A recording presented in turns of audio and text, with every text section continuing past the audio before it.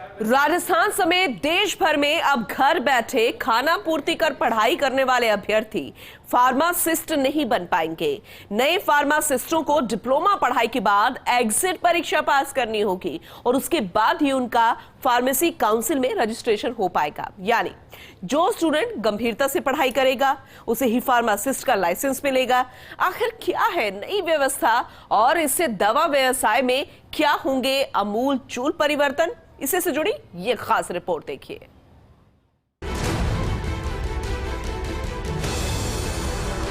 Pharmacy colleges में खाना पूर्ति की पढ़ाई किसी से छिपी नहीं है।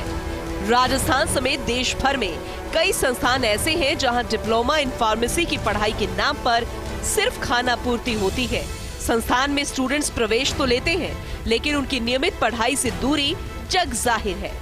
ऐसे में फार्मेसी कॉलेजेस में शिक्षा की गुणवत्ता सुधारने की दिशा में केंद्र सरकार ने कड़ा रुख अपनाया है, जिसके चलते अब फार्मासिस्ट को फार्मेसी काउंसिल में रजिस्ट्रेशन से पहले एग्जिट परीक्षा पास करना अनिवार्य कर दिया गया है। हालांकि मार्च 2018 में फार्मेसी काउंसिल ऑफ इंडिया यानी पीसीआई की सेंट्रल काउंसिल की बैठक में सर्वसम्मति से एग्जिट परीक्षा का निर्णय ले लिया गया था, लेकिन फरवरी में गजट नोटिफिकेशन के बाद अब देश भर में इसे लागू किया गया है। राजस्थान फार्मेसी काउंसिल के रजिस्ट्रार नवीन सांघी ने इसे फार्मेसी क्षेत्र में ऐतिहासिक कदम बताया है।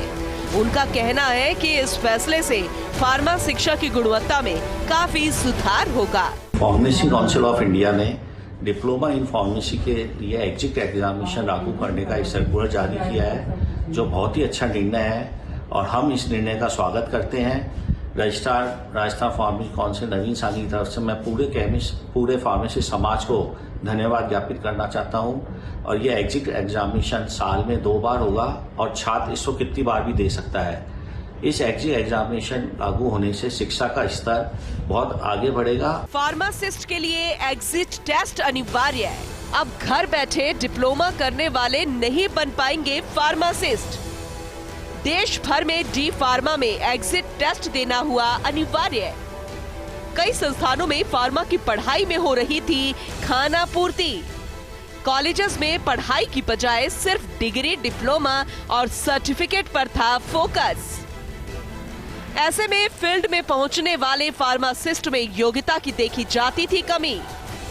फैसले के बाद गंभीरता से पढ़ाई करने वाले स्टूडेंट ही बन पाएंगे फार्मासिस्ट।